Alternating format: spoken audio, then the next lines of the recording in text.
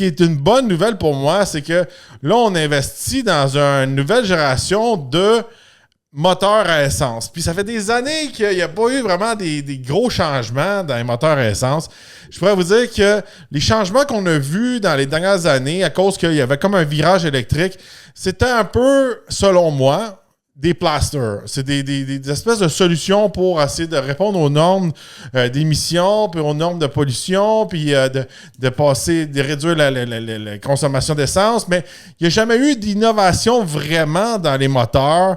Depuis, je pourrais vous dire, on vient loin, là, peut-être,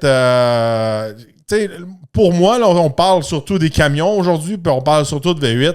Le plus gros changement qu'on a eu dans les dernières années, c'était les moteurs EcoBoost chez Ford. Puis ça a été lancé, littéralement, les premiers moteurs EcoBoost, ils ont apparu dans des modèles comme à peu près 2010, même peut-être 2009, dans les Taurus, puis dans les Flex, puis après ça, ils ont mis dans les F-150. Ça a été ça qui était le gros changement, un investissement majeur dans un nouveau moteur, que là, on réduisait un peu le nombre de cylindres, mais là, on mettait les cams variables, injection directe, twin turbo, etc. Mais depuis, je pourrais vous dire, j'ai juste vu selon moi, des trucs que ben là, on va mettre ça pour des start-stop, puis on va arrêter les cylindres, puis là, on va mettre de l'huile comme de l'eau, puis même, je pourrais vous dire un exemple, chez Toyota, il y a toujours eu des moteurs qui étaient fiables. C'était pas les plus performants, c'était pas les plus économiques. C'était vraiment old school comme recette. Mais c'était des moteurs qui étaient fiables, puis que même t'es shippé en Afrique, puis en Afrique, t'es capable de se débrouiller. Même les terroristes roulaient ça.